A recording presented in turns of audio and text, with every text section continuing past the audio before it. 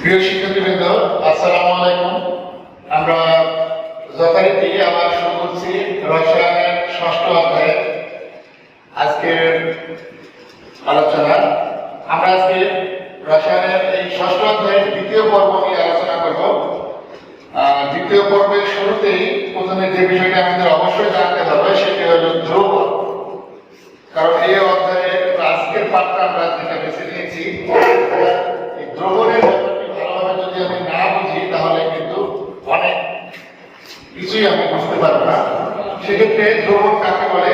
দ্রবণ হলো দ্রবক এবং দ্রাবকের মিশ্রণের ফলে যেটা উৎপন্ন হয় তাই হলো দ্রবণ। দেখো, প্রথম উদাহরণ দেওয়া হচ্ছে, এখানে একটি পানির পাত্রের মধ্যে লবণ দেওয়া হচ্ছে। এখানে লবণ হলো দ্রবক আর পানি হলো দ্রাবক।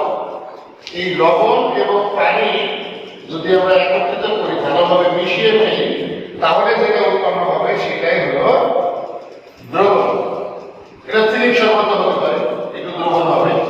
তো এই দ্রবণের মধ্যে দুই ধরনের দ্রবণ আমরা পেয়ে থাকি। একটি হলো লঘু দ্রবণ, অন্যটি হলো গাঢ় দ্রবণ।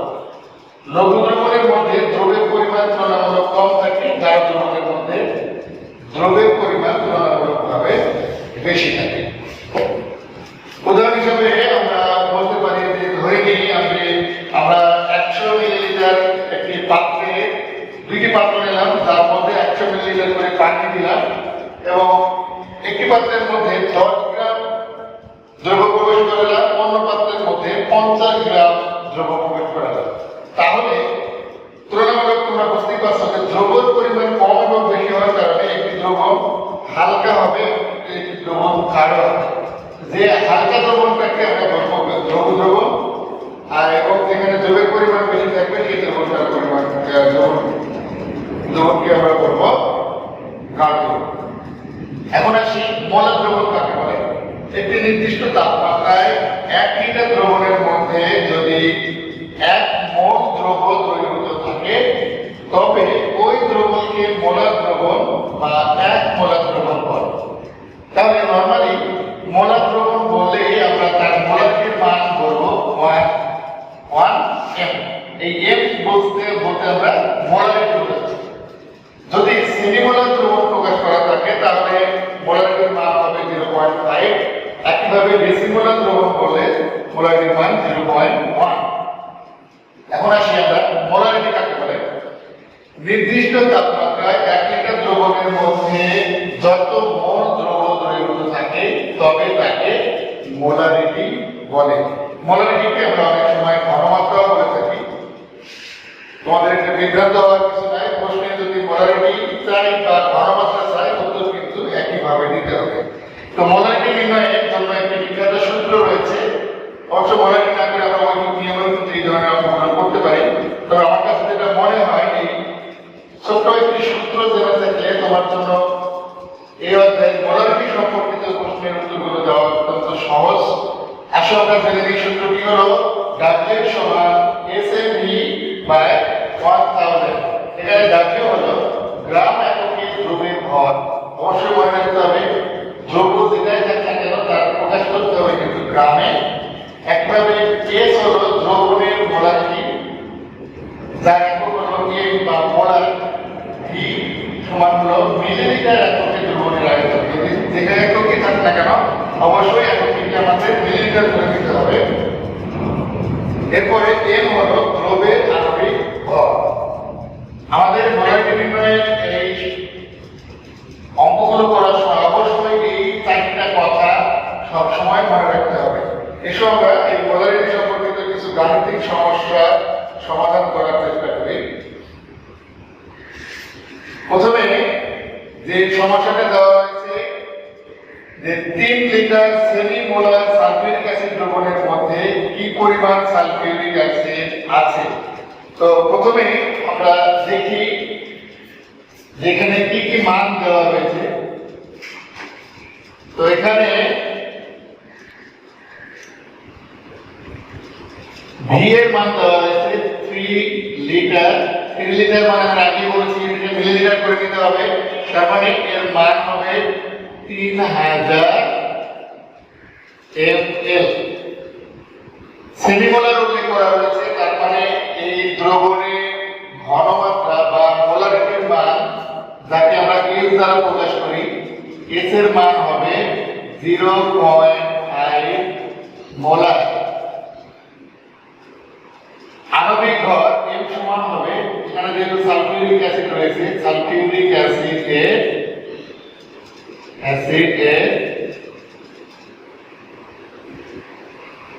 আণবিক ভর। আমরা গত ক্লাসে আমরা জেনেছি কিভাবে আণবিক ভর বের করতে হয়। এখানে সালফিউরিক অ্যাসিডের আণবিক ভর আমি নতুন করে বের করে দেখাচ্ছি না, এটা হলো 98। আমাদের কি পরিমাণ সালফিউরিক অ্যাসিডের কথা বলা হয়েছে, তার মানে W এর মানটা জানতে চাওয়া হয়েছে। কারণ আমরা খুব সহজেই এটা ক্যালকুলেশন করতে পারি যে আমরা জানি W সমান SmV বাই 1000। আমরা মান বের করি, মান বসাই ফেলি 0.5, m এর মান 98, v এর মান 3000 বাই 1000। আমরা এটা যদি ক্যালকুলেশন করি তাহলে এর মান হবে 147 গ্রাম। এটাই হলো আমাদের সালফিউরিক অ্যাসিডের পরিমাণ। এক নম্বর প্রশ্নে সালফিউরিক অ্যাসিডের পরিমাণ। এখন আসি 2 নম্বর সমস্যা। 2 নম্বর সমস্যাটা হলো 2.5 মোলার এবং 250 ml দ্রবণে 25 গ্রাম দ্রব দ্রবীভূত থাকলে ওই দ্রবের আণবিক ভর কত? আণবিক ভর বলতে আমরা m এর মান চাচ্ছি, তাহলে এখানে এখন বাকি তিনটা মান যদি দেওয়া থাকে তাহলে অবশ্যই খুব সহজেই আণবিক ভর আমরা বের করতে পারবো। দেখো এখানে কি দেওয়া হয়েছে, এখানে 2.5 m, তার মানে এটা s এর মান দেওয়া হয়েছে 2.5 m, v এর মান 250 ml, এটা মিলিলিটারে রয়েছে, এটা পরিবর্তন করার দরকার নাই। w এর মান 25 গ্রাম, এটাও পরিবর্তনের দরকার নাই। আমাদের আণবিক ভর m এর মান জানতে হবে। একইভাবে একদম সহজ, এই অঙ্কগুলো একটু প্র্যাকটিস করলেই তোমরা দেখো পানির মতো সহজ হয়ে যাবে। আবার আমরা লিখি সূত্র একই, SmV বাই 1000 বা m সমান হবে W ইনটু 1000 বাই SV। মান বসিয়ে দিই 25 ইনটু 1000 ভাগ s এর মান 2.5 ইনটু 250। ক্যালকুলেশন করলে আমরা যে মানটি পাবো সেটি হলো 40। অর্থাৎ 2 নম্বর সমস্যার সমাধান হলো কি, যে ওই 2 নম্বর প্রশ্নে যে দ্রবণটি রাখা ছিল ওই দ্রবণের যে দ্রবণটি ছিল তার আণবিক ভর হলো 40। এবার 3 নম্বর সমস্যায় আসি। এখানে কি কি মান দেওয়া হয়েছে? 3 নম্বর সমস্যা 150 ml, তার মানে v এর মান 15 গ্রাম দেওয়া আছে, তার মানে w এর মান 15 গ্রাম। মোলারিটি দেওয়া হয়েছে, অর্থাৎ s এর মান ভর আমরা লিখে রাখি আগে, তার মানে বাকি থাকলো m। m এর মানটা HNO3 এর আণবিক ভর কত? 63। তাহলে একই সূত্র আবার আমরা জানি W সমান SmV বাই 1000 বা S সমান W ইনটু 1000 বাই MV। একটা মজার ব্যাপার হচ্ছে এই W সমান SmV বাই 1000, এটা যদি আমরা মনে রাখতে পারি তাহলে বাকি যেটাই চাওয়া হোক না কেন, S এর মান, M এর মান, V এর মান, এটা সমান হবে সব সময় W ইনটু 1000 থাকবে উপরে। আচ্ছা, এখন আমরা মানটা বসাই। W এর মান ছিল 15 ইনটু 1000, M এর মান হলো 63, V এর মান 150। ক্যালকুলেশন করলে যেটা পাবো 15,000 আর 53 আর 150 1.59 এবং এর একটি হবে এম। এই এম মানে কিন্তু মোলার। আমি লিখে দিই এম সমান হলো মোলার। এটা মোলার একটি একক। আমরা অলরেডি তিনটা সমস্যার সমাধান করেছি। দেখি 4 নম্বর সমস্যাটা কি রয়েছে। 4 নম্বর সমস্যা হলো ডেসিমোলার হাইড্রোক্লোরিক অ্যাসিড দ্রবণের মধ্যে 20 গ্রাম হাইড্রোক্লোরিক অ্যাসিড দ্রবীভূত থাকলে ওই দ্রব্যের আয়তন কত? এবার বের করব আয়তন ভি এর মান। এখানে যে মানগুলো দেওয়া রয়েছে এই ভি এর মান বের করতে হবে। এটা হলো ওয়াট। এস এর মান কত? ডেসিমোলার, তার মানে 0.1। এর সমান হলো HCl এর আণবিক ভর 136.5 এবং W এর পরিমাণ দেওয়া রয়েছে 20 গ্রাম। তাহলে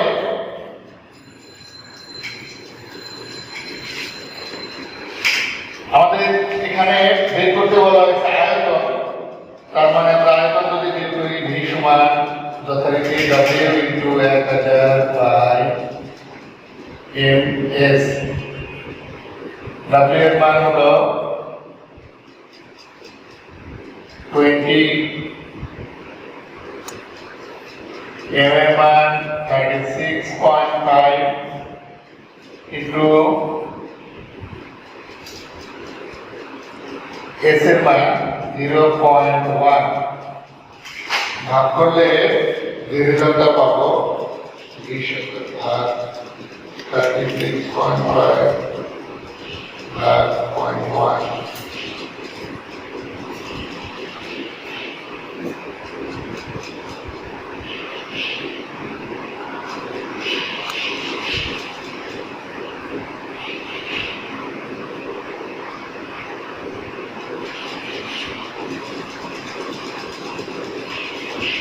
5479.45 মিলিলিটার। আমরা এটাকে একটু ছোট করার জন্য লিটারও প্রকাশ করতে পারি, কোনো সমস্যা নাই। 5.47 লিটার। এটি হলো আমাদের 4 নম্বর সমস্যার সমাধান। এখন 5 নম্বরে যেটা বলছে তুমি কিভাবে 500 মিলিলিটার মোলার সোডিয়াম হাইড্রোক্সাইড দ্রবণ প্রস্তুত করবে। এই প্রশ্নটা অত্যন্ত গুরুত্বপূর্ণ। এটা কিভাবে প্রস্তুত করবে মানে এখান থেকে তোমাকে বুঝে নিতে হবে যে এখান থেকে কি বের করতে বলা হয়েছে। আমরা দেখে নিই কি কি মান দেওয়া রয়েছে। 5000 ml, তার মানে ভি এর মান দেওয়া রয়েছে, মোলার উল্লেখ করা রয়েছে, তার মানে এটা হলো এস এর মান দেওয়া রয়েছে, সোডিয়াম হাইড্রোক্সাইড উল্লেখ করা আছে, তার মানে আণবিক ভর আমরা পেয়ে যাবো। তার মানে ডাব্লিউ এর কথা বলা হয়েছে। তো আমরা 5 নম্বর সমস্যাটা সমাধান করি। এখানে এস এর মান মোলার উল্লেখ করা হয়েছে, তার মানে 1, ভি এর মান 500 ml,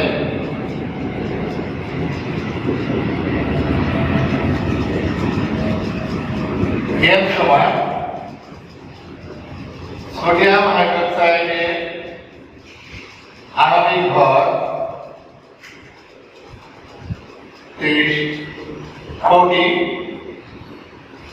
W সমান ভর। আমরা যদি বের করি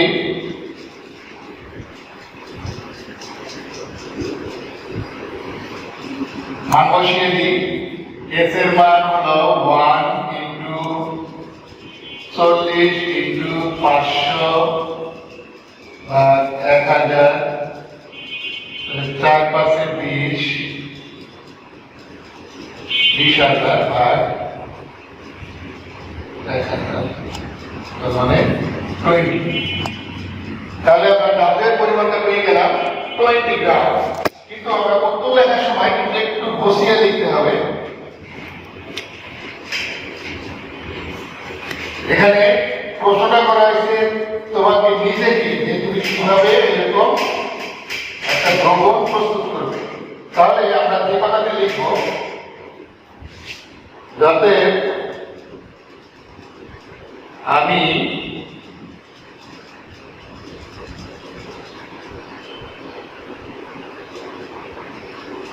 প্রশ্নটা ছিল কি, তুমি কিভাবে 500 মিলিমোলার সোডিয়াম হাইড্রোক্সাইড দ্রবণ প্রস্তুত করবে। তাহলে প্রথমে আমরা কি করবো, একটি পাত্রের মধ্যে 20 গ্রাম সোডিয়াম হাইড্রোক্সাইড দেব।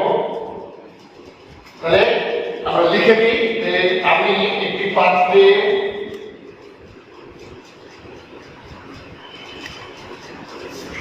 20 গ্রাম সোডিয়াম হাইড্রোক্সাইড নিয়ে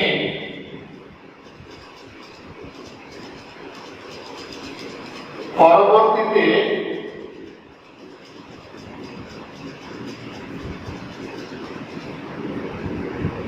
পানি যোগ করে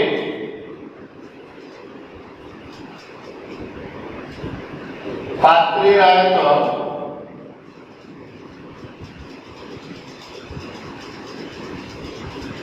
500 মিলিলিটার করে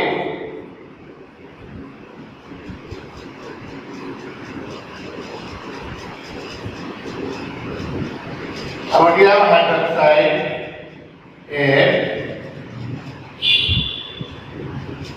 মোলার দ্রবণ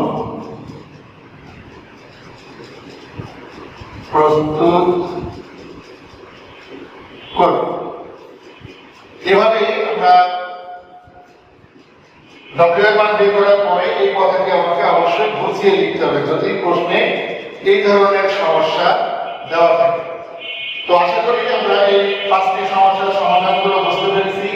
আর এই অধ্যায়টি বেশি বেশি প্র্যাকটিস নির্ভর, যত তোমরা প্র্যাকটিস করবে তত তোমরা সমৃদ্ধ হবে এবং তোমাদের এই অধ্যায়ের প্রতি যে ভীতি, সেই ভীতিটা অনেকটাই কেটে যাবে বলে আমি বিশ্বাস করি। তো যথারীতি তোমাদের গত দিনের মতো আজও আমরা এই 5টা সমস্যার যে সমাধান আমরা করলাম, এই সমাধানের আঙ্গিকে এই সমস্যাগুলোর মতো তোমাদের কিছু সমস্যা দিয়ে দিচ্ছি। তোমরা বাসায় এইগুলো ভালোভাবে প্র্যাকটিস করবে। তো তোমরা খাতা বের করে এই সমস্যাগুলো লিখে নাও। এগুলো তোমাদের বাড়ির কাজ হিসাবে দেওয়া হচ্ছে। এগুলো তোমাদের আজকে বাড়ির কাজ। আমরা সবাই জানি practice makes a man perfect. তাই তোমরা যত বেশি প্র্যাকটিস করবে তত তোমরা যে বিষয় পড়ো না কেন সেই বিষয়ের প্রতি আরো ভালো দখল নেবে এবং তোমরা পরীক্ষায় ওই বিষয়গুলোর ভালো ফলাফল অর্জন করবে। তো আজকে আমরা ক্লাস এই পর্যন্তই রাখছি। আশা করি তোমাদের ক্লাসটি ভালো লেগেছে এবং তোমাদের কোনো মতামত এবং সমস্যা যদি থাকে অবশ্যই আমাদের ভিডিওর কমেন্ট বক্সে তোমরা তোমাদের মতামত উপস্থাপন করতে পারো। কোনো প্রশ্ন থাকলে করতে পারো। অবশ্যই আমরা সেই সমস্যাগুলোর বা প্রশ্নগুলোর উত্তর দেওয়ার চেষ্টা করব। সবাইকে ধন্যবাদ জানিয়ে আজকের মতো শেষ করছি। আসসালামু আলাইকুম।